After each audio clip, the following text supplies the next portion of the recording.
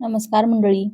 जर तुम्हाला असं वाटत असेल की फक्त सकस आहार किंवा हेल्दी फूड खाल्ल्याने तुमच्या रक्ताच्या नसा एकदम साफ राहतील, तर तुमचा हा चुकीचा समज आहे. आणि आज मी तुम्हाला जे सत्य सांगणार आहे ते ऐकून मला खात्री आहे की तुम्हाला नक्कीच धक्का बसेल. होय, नसांना सुरक्षित ठेवणारा नंबर वन आहार किंवा पदार्थ असा आहे जो कदाचित तुम्ही याआधी कधीच खाल्ला नसेल. आणि हे एक असं गुपित आहे ज्याचा तुम्ही स्वप्नातही विचार केला नसेल. आजच्या व्हिडिओमध्ये मी तुम्हाला हार्ट ब्लॉकेज किंवा हृदयविकाराशी संबंधित काही अशा धक्कादायक सत्य सांगणार आहे, जी मला खात्री आहे की तुम्ही यापूर्वी कधीही ऐकले नसतील. आणि हो, व्हिडिओच्या शेवटी मी तुम्हाला तो खास पदार्थ देखील सांगणार आहे, ज्याबद्दल ऐकून तुम्ही थक्क व्हाल, ही माझी गॅरंटी आहे. बऱ्याचदा डॉक्टर आपल्या रुग्णांना सांगतात की कोलेस्ट्रॉल कमी करा, आहारातलं तेल तूप खाणं पूर्णपणे बंद करा, म्हणजे सगळं काही ठीक होईल, तब्येत एकदम ठणठणीत होईल. पण जर हे खरं असतं तर मला एका गोष्टीचे उत्तर द्या.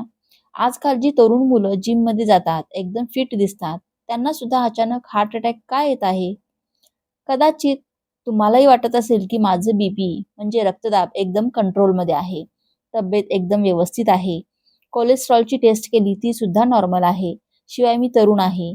त्यामुळे मला हार्ट अटॅकचा काहीच धोका नाही.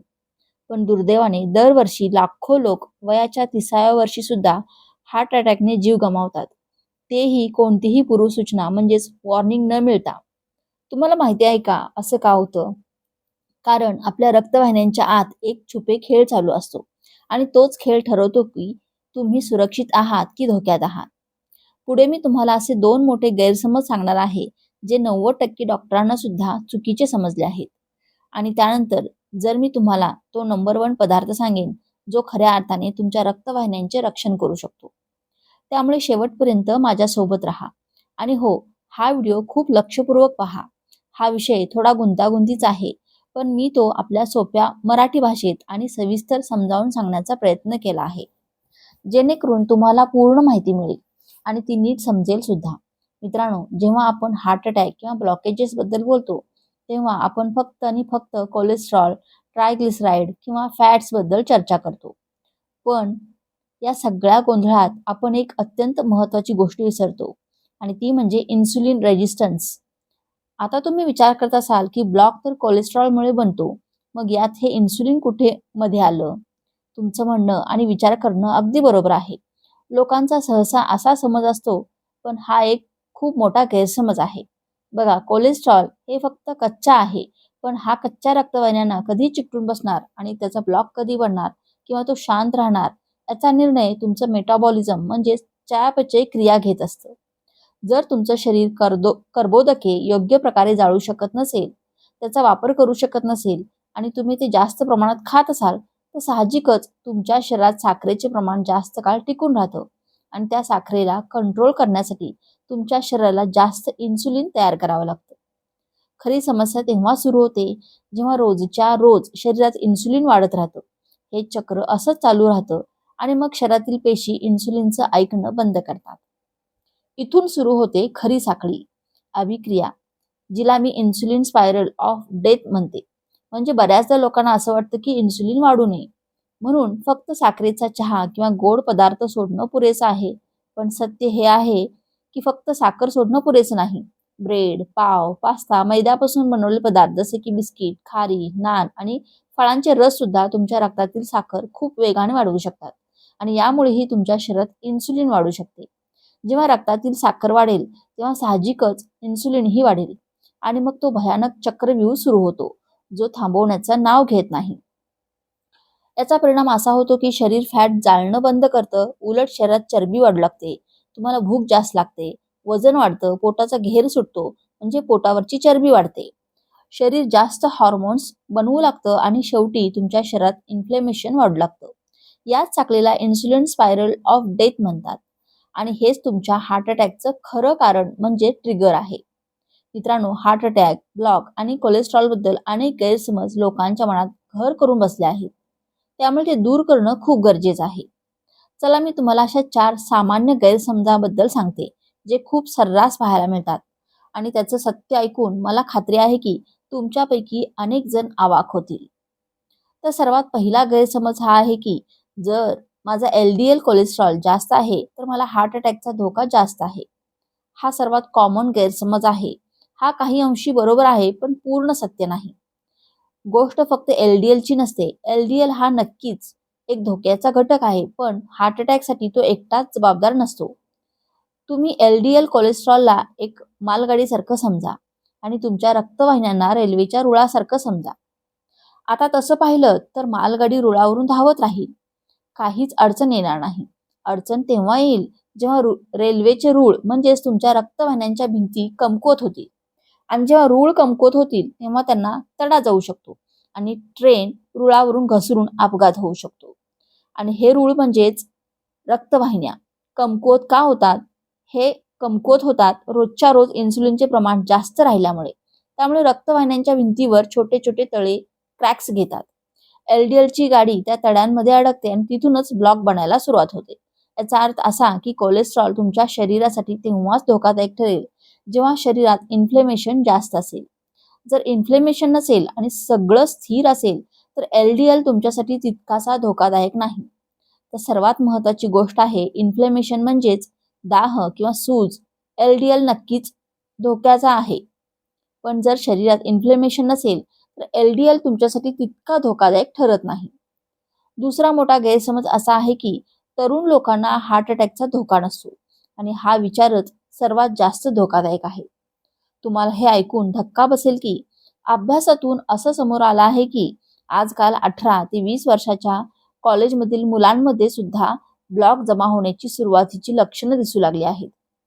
आणि आपल्या भारतासारख्या देशात जिथे पोळी भात आणि गोड पदार्थ म्हणजेच कर्बोदके जरा जास्तच खाल्ले जातात, तिथे लोकांना वयाच्या 30शीतच बायपास सर्जरी करावी लागत आहे.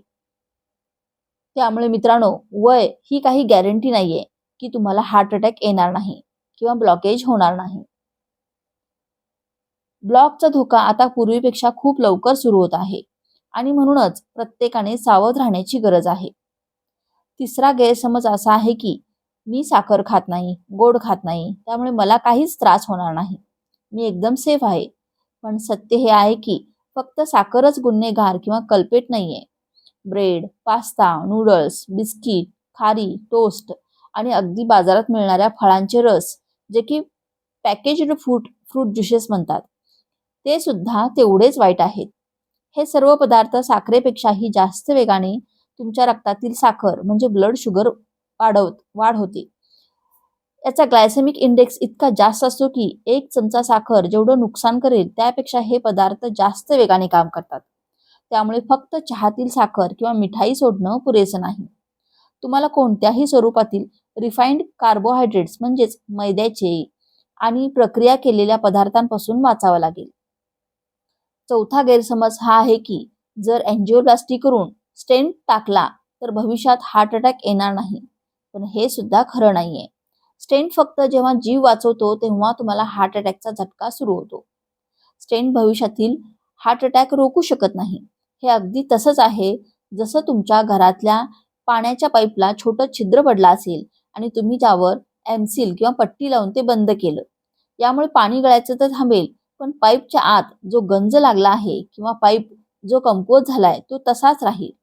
तो पाईप दुसरीकडून कुठूनही फुटू शकतो किंवा लिकेज होऊ शकतो. याचा अर्थ असा आहे की स्टेंट हा फक्त एक इमर्जन्सी पॅच आहे, कायमस्वरूपी उपाय नाही. खरा प्रतिबंध फक्त तुमची जीवनशैली आणि पचनक्रिया सुधारूनच होऊ शकतो आणि हा खूप महत्वाचा मुद्दा आहे. चला तर मग आता येऊया मुख्य मुद्द्यावर. रक्तवाहिन्यांचे रक्षण करण्यासाठी जगातला नंबर 1 आहार कोणता आहे? तर याचं उत्तर आहे कोणताच आहार नाही, म्हणजेच उपवास, फास्टिंग. होय मंडळी, तुमच्या रक्तवाहिन्या सुरक्षित ठेवण्यासाठी तुम्ही करू शकता अशी सर्वात उत्तम गोष्ट म्हणजे फास्टिंग किंवा उपवास. उपवास ही एक अशी नैसर्गिक थेरपी आहे जी तुमच्या शरीराची आतून नैसर्गिक साफसफाई सुरू करते.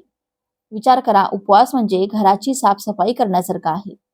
जेव्हा तुम्ही रोज स्वयंपाक घर वापरता तेव्हा भांडी, केर कचरा, घाण जमा होत राहते आणि अनेकदा रोजच्या धावपळीत ती पूर्णपणे साफ करणं कठीण होऊन बसतं.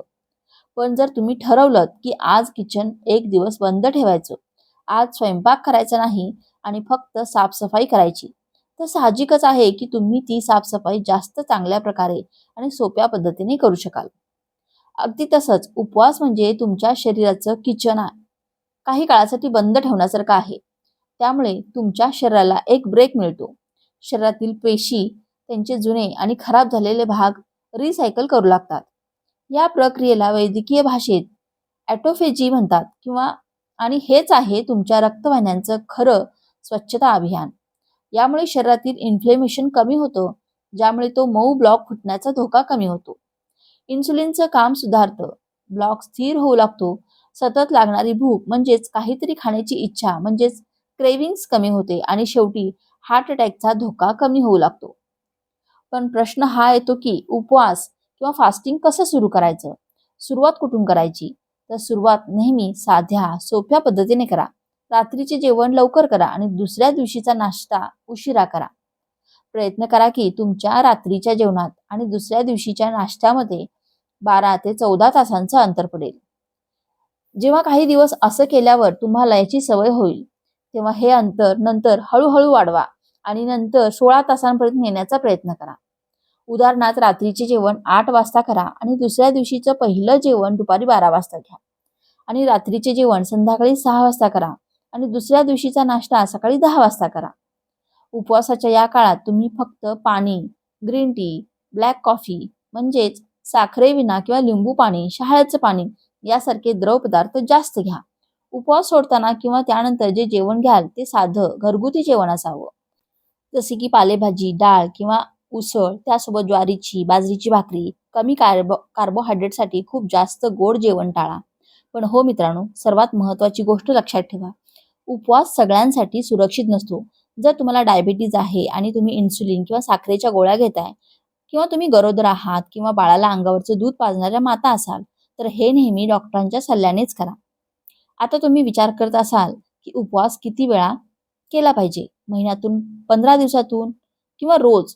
तर याचं साधं उत्तर आहे, जर तुम्ही रोज रात्रीच्या जेवणात आणि सकाळच्या नाश्त्यात 12 ते 14 तासांचे अंतर ठेवत असाल, तर ते तुमच्यासाठी सुरक्षित आणि प्रभावी आहे आणि हे तुम्ही रोज करू शकता. याशिवाय जर तुम्ही 16 तासांचा उपवास करत असाल, तर आठवड्यातून 4 ते 5 दिवस तुम्ही असं करू शकता. इतकं करणं पुरेसं आहे. आणि जर तुम्ही 24 तास किंवा त्यापेक्षा जास्त लांबचा उपवास करणार असाल, तर ते तुम्ही महिन्यातून किंवा 15 दिवसातून एकदा करू शकता. पण जसं मी आधी सांगितलं, जर तुम्हाला कोणता गंभीर आजार असेल, तर डॉक्टरांच्या सल्ल्यानंतरच हे करा आणि एकदम पहिल्याच दिवशी मोठा उपवास करण्याचा प्रयत्न करू नका. आधी कमी वेळेपासून सुरुवात करा आणि जशी शरीराला सवय होईल तशी वेळ वाढवा. एकदम 24 किंवा 48 तासांचा उपवास करायला जाल, तर ते तुमच्यासाठी कठीण होऊ शकतं आणि शरीराचे नुकसानही होऊ शकतं. मित्रांनो, उपवास किंवा फास्टिंग ही काही शिक्षा, पनिशमेंट नाही. ही तर तुमच्या हृदयासाठी एक अनमोल भेटीसारखी आहे. कमी खाऊन सुद्धा जास्त उत्साही वाटणं, बीपी आणि शुगर कंट्रोलमध्ये ठेवणं आणि हार्ट अटॅकचा धोका प्रचंड प्रमाणात कमी करणं, हीच तर याची खरी जादू आहे. मित्रांनो, शरीरातील ब्लॉकेज दूर करण्यासाठी लाखो रुपये खर्च करण्यापूर्वी तुमच्या स्वयंपाकघरात असलेल्या या एका पदार्थांबद्दल जाणून घ्या. हा पदार्थ रक्ताभिसरण सुधारण्यास मदत करू शकतो आणि हृदयाचे आरोग्य चांगले ठेवू शकतो. चला जाणून घेऊया तो कोणता पदार्थ आहे. नंबर 1, अक्रोड, वॉलनट. ओमेगा 3 फॅटी ॲसिड्समुळे हृदयासाठी हे फायदेशीर आहे. लसूण रक्तदाब आणि कोलेस्ट्रॉल नियंत्रणात मदत करू शकतो. चरबीयुक्त मासे म्हणजे सॅल्मन आणि सार्डिन इत्यादी ओमेगा 3 मुळे रक्तवाहिन्यांचे आरोग्य सुधारण्यास मदत करतं. हिरव्या पालेभाज्या नायट्रेट्समुळे रक्तप्रवाह सुधारण्यास मदत होते. फळे व फायबरयुक्त पदार्थ विशेषतः सफरचंद, ओट्स आणि कडधान्य. ऑलिव्ह ऑइल चांगल्या प्रकारच्या फॅट्सचा स्रोत आहे. लक्षात ठेवा, जर रक्तवाहिन्यांमध्ये गंभीर ब्लॉकेज असेल तर केवळ आहाराने ते दूर होत नाही. डॉक्टरांचा सल्ला, औषधे आणि जीवनशैलीतील बदल आवश्यक असतात. जर ही माहिती तुम्हाला आवडली असेल तर लाईक करूनच जा. खूप मेहनतीने हा व्हिडिओ बनवला आहे आणि तुमचं कसं आहे ना, तुम्ही व्हिडिओ पाहता, छान कमेंट सुद्धा करता, पण शेअर मात्र करत नाही. त्यामुळे प्लीज तुमच्या कुटुंबात, मित्रमैत्रिणींमध्ये, नातेवाईकांमध्ये आणि व्हॉट्सअप ग्रुप्सवर हा व्हिडिओ नक्की शेअर करा, जेणेकरून ही महत्त्वाची माहिती सगळ्यांपर्यंत पोहोचेल आणि फक्त आपला भारतच नाही, तर मी तर म्हणते की पूर्ण जग निरोगी बनू शकेल. चला तर मग भेटूया पुढच्या नवीन व्हिडिओमध्ये. तोपर्यंत स्वतःची काळजी घ्या. हसत राहा, आनंदी राहा आणि रोज काहीतरी नवीन शिकत राहा. जेणेकरून तुम्ही राहाल नेहमी हेल्दी म्हणजेच निरोगी. धन्यवाद.